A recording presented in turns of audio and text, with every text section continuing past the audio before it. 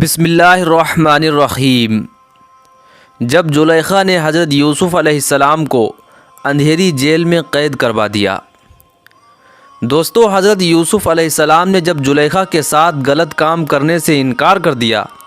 تو زلیخا نے عورتوں میں عام اعلان کروا دیا کہ اگر یوسف میری بات نہیں مانیں گے اور میرے ساتھ رات نہیں گزاریں گے تو میں انہیں جیل میں ڈلوا دوں گی اور ساری زندگی وہ جیل میں سڑتے رہیں گے، ان کو کوئی پوچھنے والا نہیں ہوگا۔ حضرت یوسف علیہ السلام کو جب اس بات کی خبر ہوئی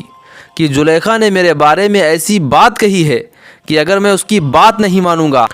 تو وہ مجھے جیل میں قید کروا دے گی، تو حضرت یوسف علیہ السلام نے روتے ہوئے اللہ سے دعا مانگی اور فرمایا کہ اللہ، آپ مجھے زلیخا کے فتنے سے بچا دیجئے، ورنہ میں بھی ایک انسان ہوں، اگر آپ نے مجھے اس کے فتنے سے نہ بچایا تو میں بھی اس کے گناہ میں شامل ہو جاؤں گا۔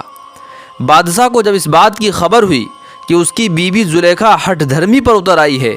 اور یوسف کو کھلے عام غلط کام کرنے کی دعوت دے رہی ہے، تو اس نے اپنی بیوی زلیخا کو سمجھانا چاہا، لیکن زلیخا نے اپنے شوہر کی ایک نہ مانی۔ آخر مجبور ہو کر بادشاہ نے سوچا کہ اب میرے سامنے اپنی بدنامی سے بچنے کے لیے صرف ایک ہی راستہ ہے کہ میں یوسف پر سارا الزام لگا کر انہیں جیل میں ڈلوا دوں، تاکہ لوگوں میں میری اور میری بیوی کی عزت بچی رہے۔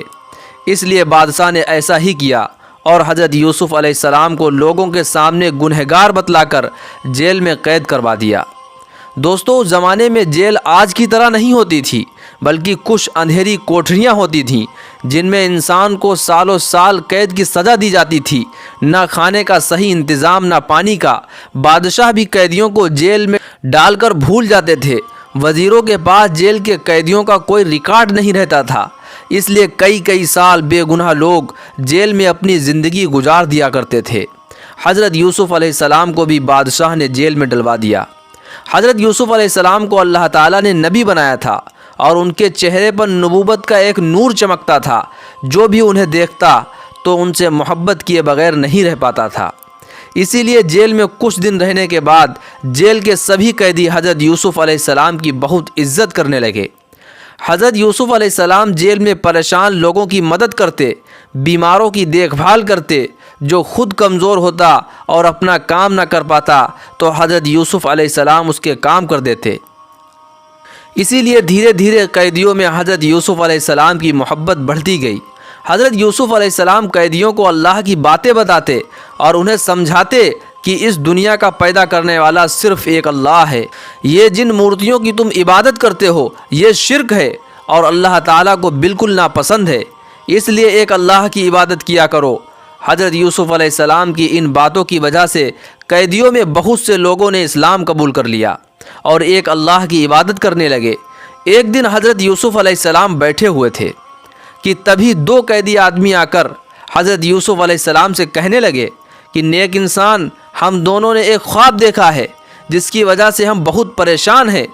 نیک انسان، ہم آپ کو دیکھتے ہیں کہ آپ بہت نیک ہو، اس لیے ہم نے یہ مناسب سمجھا کہ آپ کو اپنا خواب بتلائیں تاکہ آپ ہمارے خوابوں کی تعبیر بتلا سکیں۔ حضرت یوسف علیہ السلام نے کہا کہ ہاں، تم مجھے اپنا خواب بتلا سکتے ہو، کیونکہ اللہ نے مجھے خواب کی تعبیر کا علم عطا فرمایا ہے۔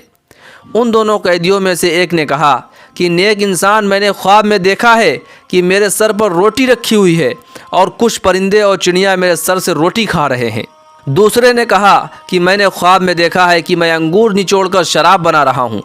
حضرت یوسف علیہ السلام نے ان دونوں قیدیوں سے کہا کہ تم دونوں بیٹھو،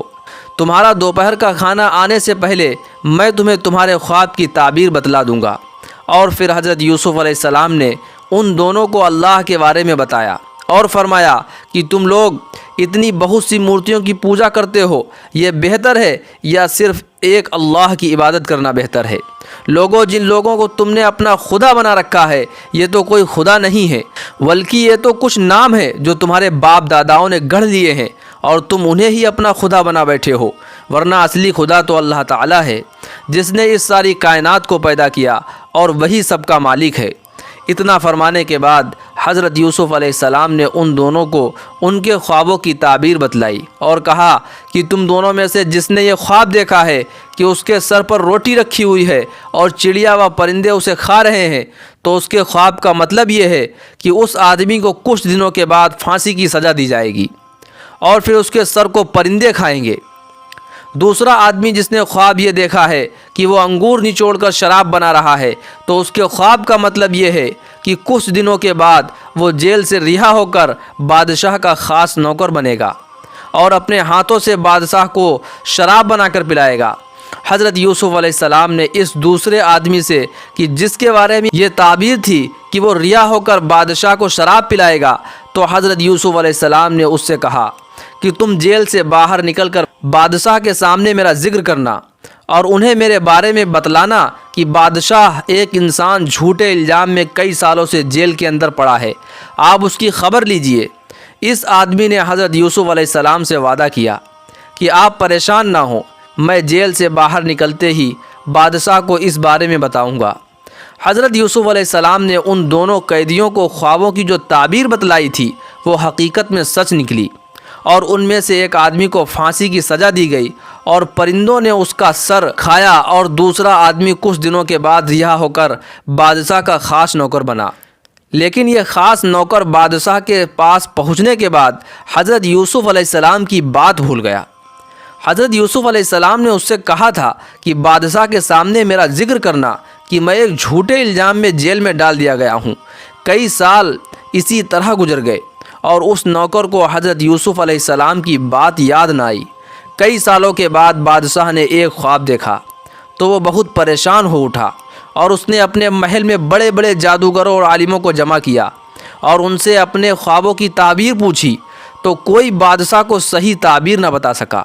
اسی وقت بادشاہ کے اس خاص نوکر کو حضرت یوسف علیہ السلام کا خیال آیا، تو اس نے جلدی سے بادشاہ سے کہا کہ بادشاہ سلامت، آپ کی جیل میں اللہ کا ایک بہت نیک بندہ کئی سالوں سے جھوٹے الزام میں پھنسا پڑا ہے، وہ خوابوں کی تعبیر بہت اچھی طرح جانتا ہے۔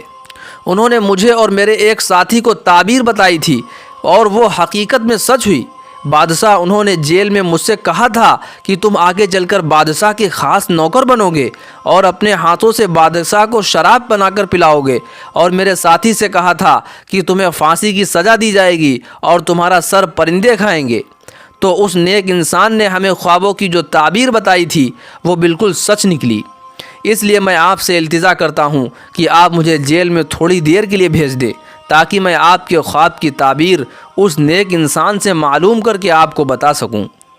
دوستو، اس کے آگے کا واقعہ انشاءاللہ جلد ہی اپلوڈ کیا جائے گا، جس میں یہ بتایا جائے گا کہ جب بادشاہ کی طرف سے جیل سے رہائی کا پیغام آیا تو حضرت یوسف علیہ السلام نے انکار کیوں کر دیا۔ دوستو، ویڈیو آپ کو پسند آیا ہو تو لائک کرنا اور چینل کو سبسکرائب کرنا نہ بھولیں، اور جاتے جاتے ایک پیارا سا کمنٹ ضرور کر دیں کہ قصہ آپ کو کیسا لگا۔ السلام علیکم ورحمۃ اللہ وبرکاتہ۔